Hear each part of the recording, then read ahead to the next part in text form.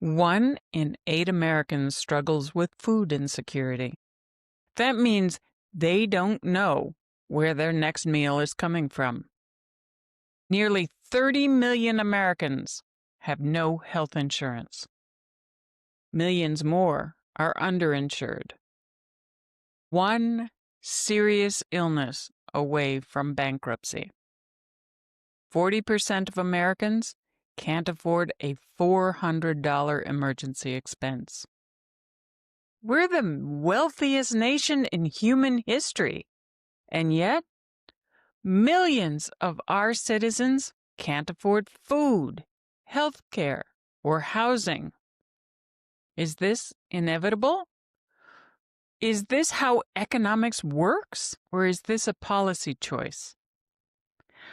I'm Sarah, and this is episode 3 of Rights Under Siege: Economic Justice and Social Welfare on Ethos Track. Here's something you might not know.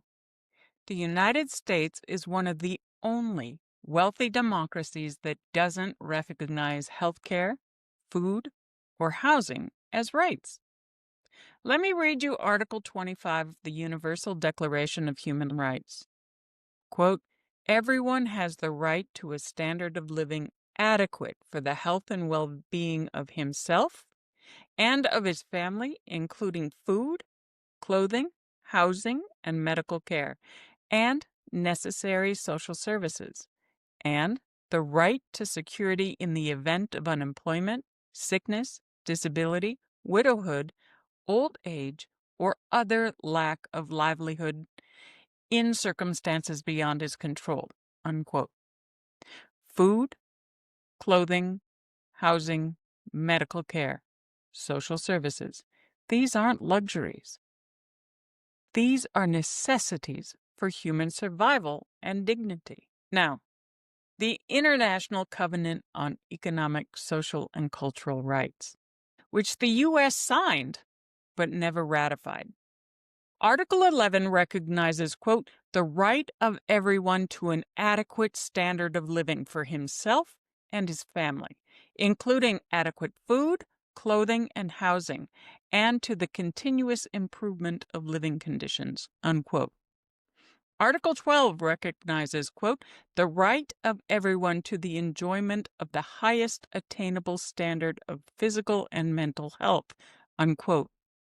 Most developed nations have ratified this covenant and recognized these as rights. Canada, UK, France, Germany, Japan, they've all committed to these standards. The United States has not. Why does that matter? Because if something is a right, the government has an obligation to protect it. If it's not a right, it's just a favor, something government provides when convenient. But what does the U.S. law say?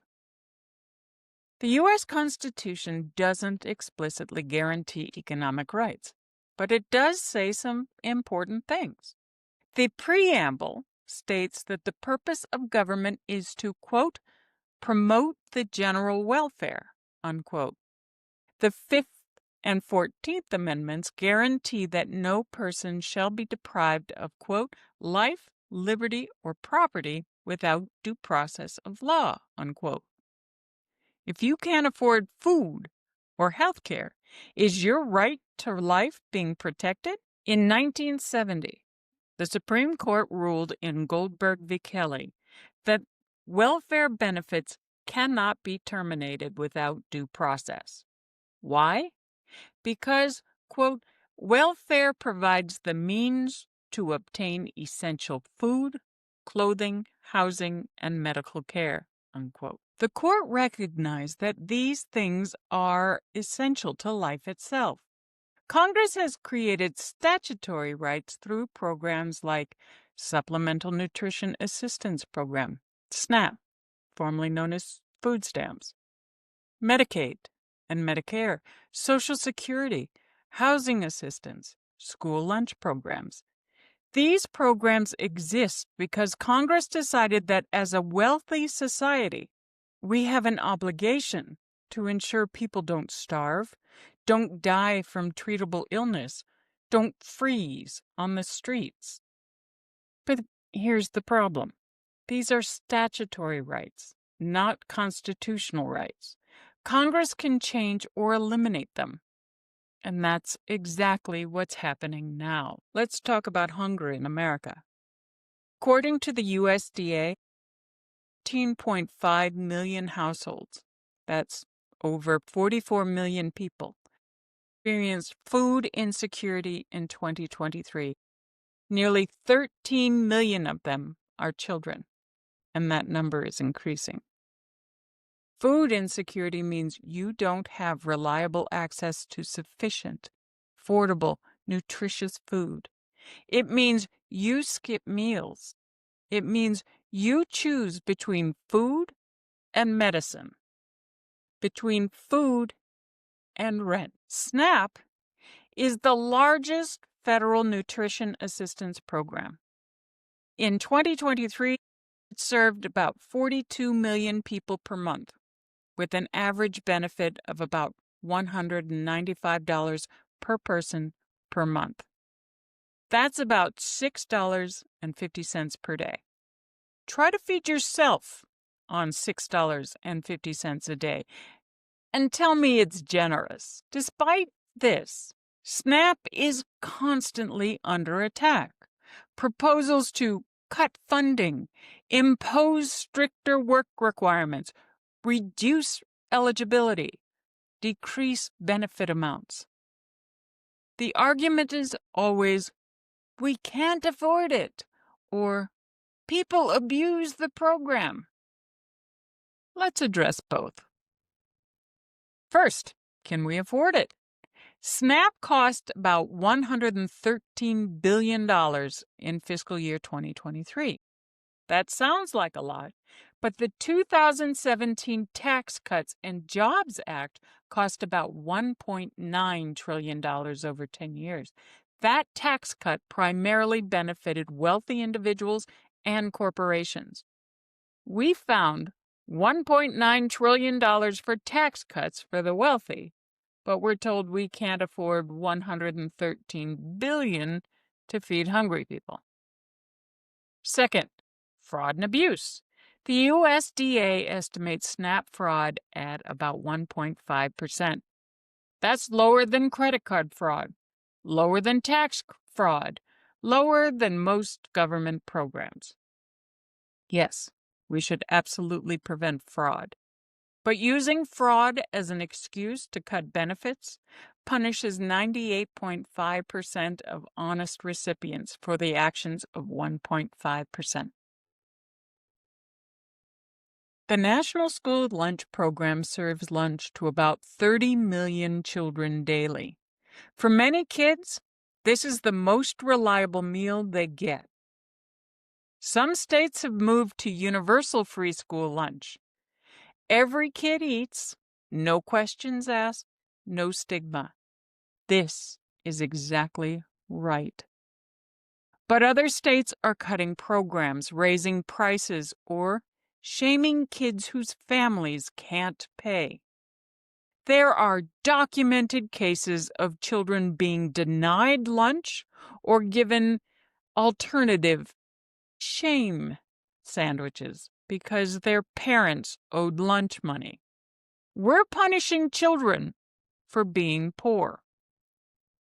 Even if you can afford food, you need access to it. But many low-income neighborhoods are food deserts, areas without access to affordable, healthy food. No grocery stores, just convenience stores with overpriced, overprocessed food, or fast food restaurants. This isn't accident. It's the result of decades of disinvestment in certain neighborhoods, zoning policies, and corporate decisions about where to locate stores. When healthy food is unavailable or unaffordable, people suffer from diet-related disease, diabetes, heart disease, obesity. This creates massive healthcare costs. Penny wise and a pound foolish. Food prices have increased dramatically According to the USDA, food prices rose 11.4% in 2022 and continued rising in 2023. Remember day one? We're up 2.7%. Wages haven't kept pace. Federal minimum wage is $7.25 per hour, unchanged since 2009. Adjusted for inflation, that's worth less than it was 50 years ago. If you're working full-time at a minimum wage, you earn about $15,000 per year before taxes. That's below the poverty line. You're working full-time and you can't afford to eat. Meanwhile, corporate profits hit record highs. Food companies report massive profits while raising prices and blaming inflation. Is this really about cost? Or is it about maximizing profit while working people starve? Let's talk about healthcare, or more accurately, the lack of it. Nearly 30 million Americans have no health insurance. Millions more are underinsured. They have insurance, but can't afford to use it because of high deductibles and copays. Medical debt is the #1 cause of personal bankruptcy in America. People lose their homes because they got cancer. Families go broke because their child needs surgery. This doesn't happen in other developed nations. In Canada, UK, France, Germany, Japan, healthcare is a right. You don't lose your house because you got sick.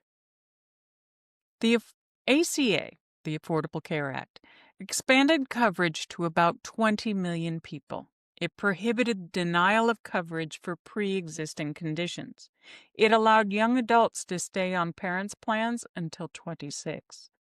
These are important protections, but the ACA isn't universal health care. It's still based on private insurance, which means premiums stay high. Deductibles can be thousands of dollars. Networks restrict which doctors you can see. Administrative complexity is overwhelming. The ACA has been under constant attack. Efforts to repeal it, cut funding, weaken protections. Medicaid provides coverage to low-income Americans, about 90 million people. It covers children, pregnant women, elderly, disabled individuals, and some low-income adults. States have the option to expand Medicaid under the ACA. Some have. Others refused, leaving millions of people in a coverage gap. They earn too much for traditional Medicaid, but too little to afford marketplace insurance. This is a deliberate choice to let people go without health care. And even in states that have Medicaid, there are efforts to add work requirements, impose premiums, reduce benefits. The message is clear. We'll help you, but only if you jump through enough hoops. And if you fail, that's your fault. Medicare covers most Americans 65 and older. It's enormously popular, even among people who claim to oppose, quote, government health care, unquote. But Medicare doesn't cover everything. There are gaps in coverage, costs for medications, limits on long-term care. And there are ongoing efforts to privatize Medicare, turning it into vouchers for private insurance. This would shift costs onto seniors while increasing profits for insurance companies. Americans pay more for prescription drugs than any other country. Any other country. The same medication costs 2, 3, 10 times more here than in Canada or Europe. Why? Because Congress prohibited Medicare from negotiating drug prices. We let pharmaceutical companies charge whatever they want. People ration insulin, a drug discovered a century ago, which costs pennies to produce. because they can't afford the $300 per month. People die because they can't afford medication. This is a policy choice. We could allow Medicare to negotiate prices, as every other country does. We could allow importation of cheaper drugs from Canada. We could regulate prices, but we don't. Why? Because pharmaceutical companies spend hundreds of millions on lobbying and campaign contributions. Mental health care is even less accessible. Insurance often doesn't cover it adequately. There aren't enough providers. Stigma prevents people from seeking help. We've seen the consequences. Suicide rates rising, addiction crises, homelessness linked to untreated mental illness.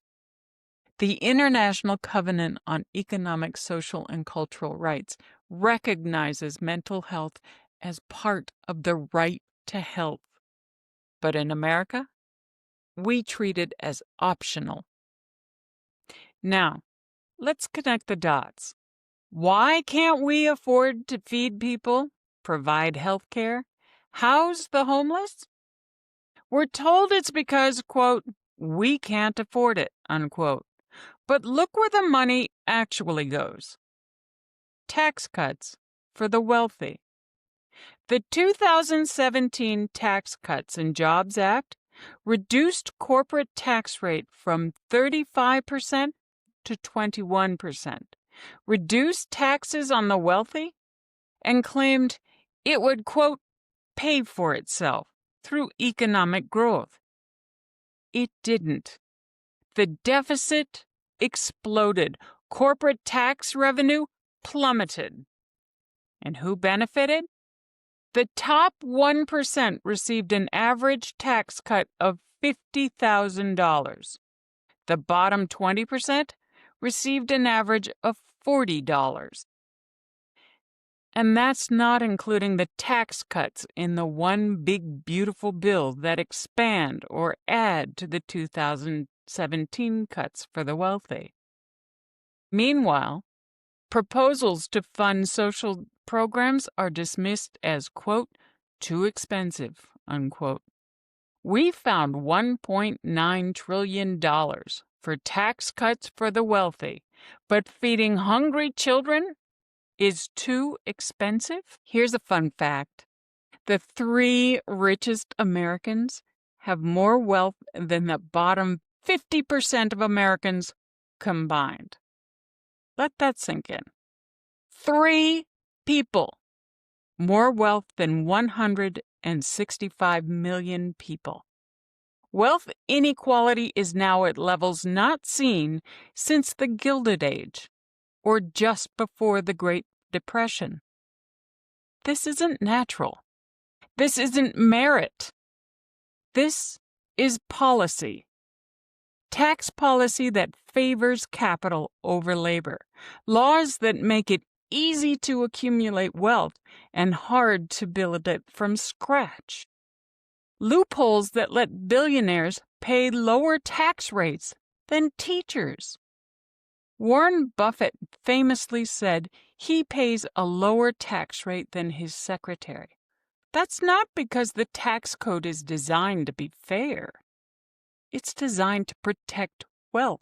When we talk about, quote, welfare, unquote, people usually imagine someone receiving food stamps or Medicaid. The biggest welfare recipients are corporations. Tax breaks and subsidies worth hundreds of billions. Bailouts when they fail. Infrastructure built at public expense. Research funded by taxpayers, then privatized for profit. Amazon paid 0 federal income tax in 2018 despite $11 billion in profit. Profitable oil companies received billions in subsidies while reporting record profits. When corporations get subsidies, it's called, quote, economic development, unquote. When people get help, it's called, quote, dependence, unquote. Here's the fundamental question. What do we owe each other?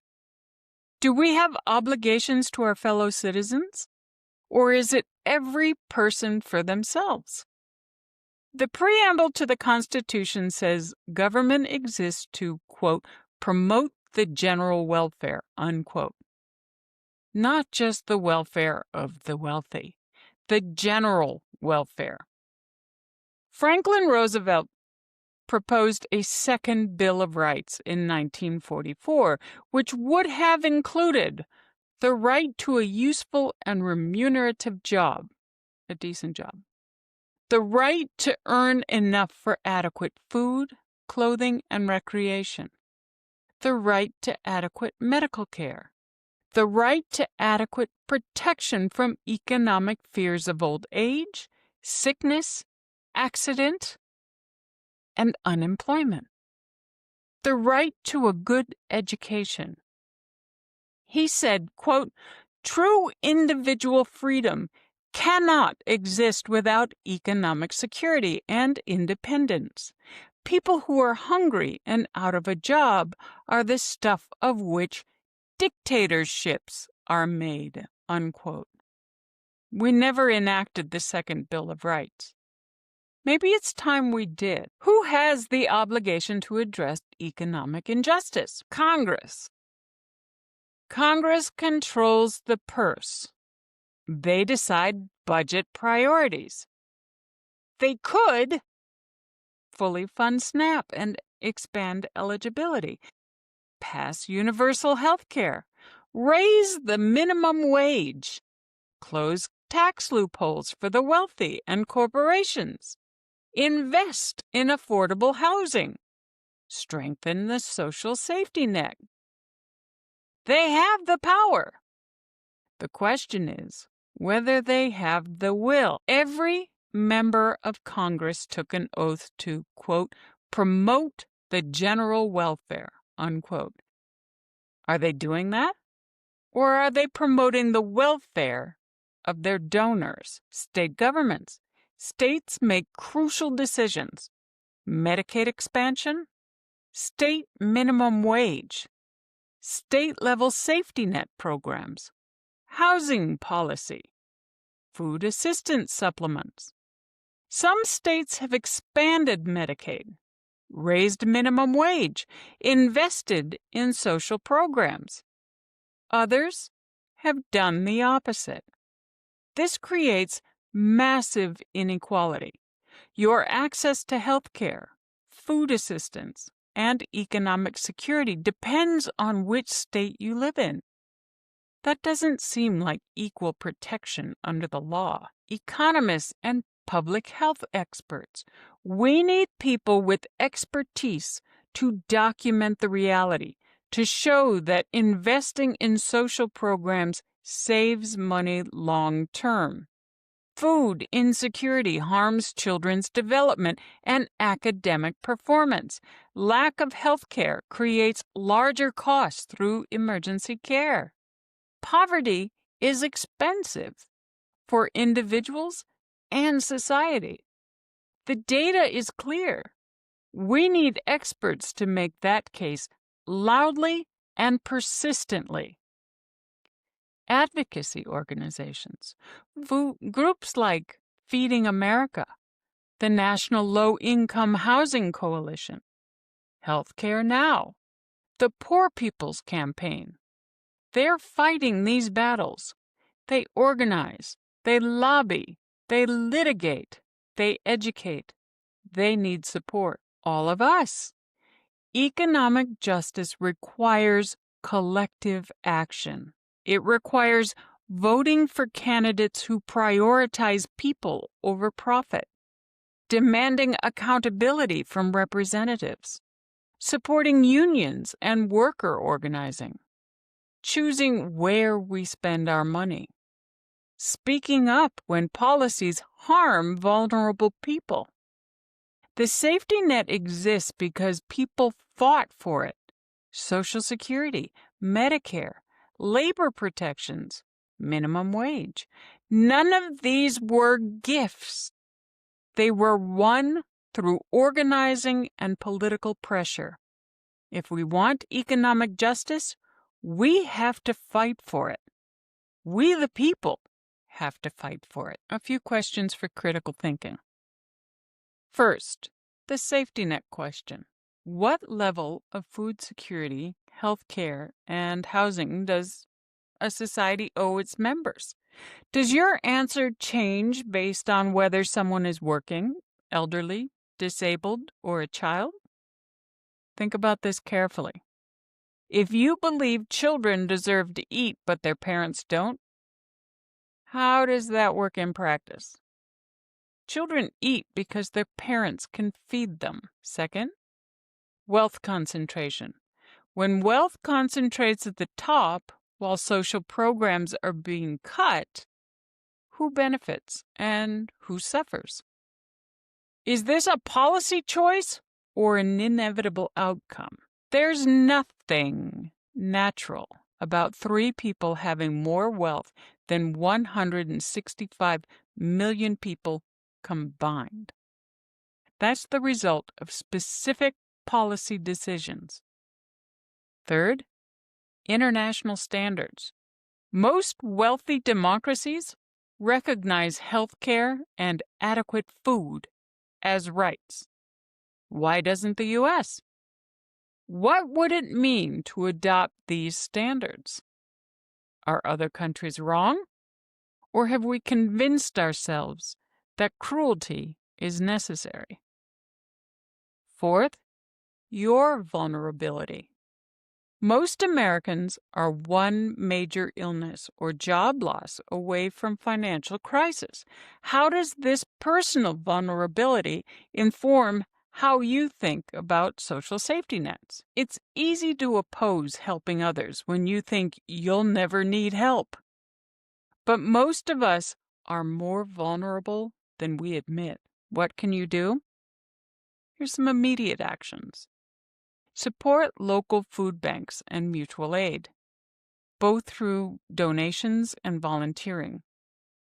People are hungry right now. Direct aid helps them survive today while we fight for systemic change, help people access benefits. Many eligible people don't know about SNAP, WIC, Medicaid, or other programs. If you know somebody struggling, help them navigate the system. It's deliberately complicated. It is deliberately complicated. That's a feature, not a bug. Support community health care, free clinics, sliding scale providers, community health centers.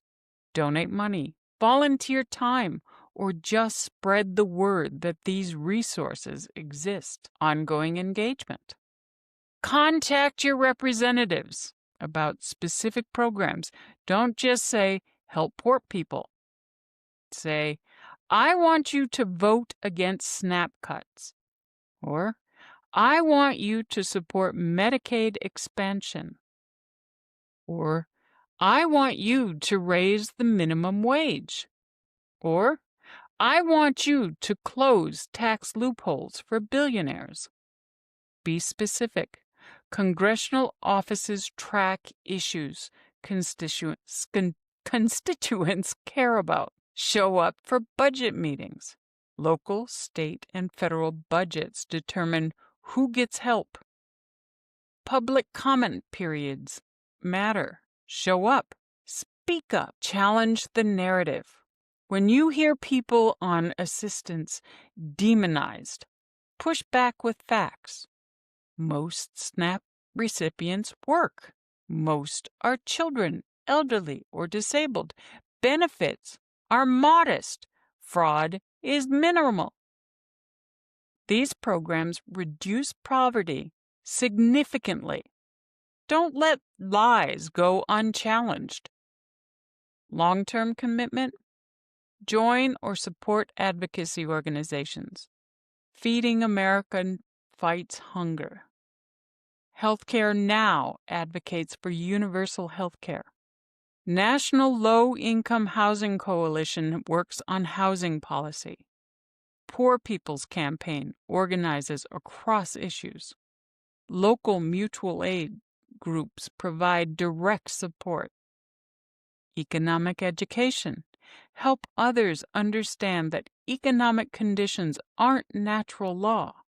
They're policy choices. Poverty is a policy choice. Hunger is a policy choice. Medical bankruptcy is a policy choice. We could choose differently. Vote and help others vote. Research candidates' positions on healthcare policy, taxation, social programs, minimum wage, worker protections, and help others register and vote. Economic issues are decided at the ballot box. Universal actions: stay informed, but take breaks. You can't carry the weight of all of this suffering alone. Talk to people, share stories, humanize the statistics. It's easy to dismiss, quote, welfare recipients, unquote. It's harder to dismiss your neighbor who's struggling. Take care of yourself. This work is heavy. Build community. Practice joy. Rest when you need it. I want to read you something from Dr. Martin Luther King Jr.'s final book titled, Where Do We Go From Here? Chaos or Community? He wrote, quote, true compassion is more than flinging a coin to a beggar. It comes to see that an edifice which produces beggars needs restructuring, unquote. We can donate to food banks. We should. But we also need to ask, why in the wealthiest nation in history do we need food banks? We can support free clinics, and we should. But we also need to ask, why in a nation with vast medical resources do people die from lack of health care? We can give change to homeless people, and we should. But we also need to ask, why in a nation with more empty homes than homeless people do we let people sleep on the street? The edifice needs restructuring, and that's on us, all of us. Next time on Rights Under Siege, the military, the oath, and unlawful orders. We'll examine what happens when civilian leaders order the military to act against civilians, and what service members are obligated to do. Until next time, stay engaged, stay informed, and remember, economic justice is possible if we demand it.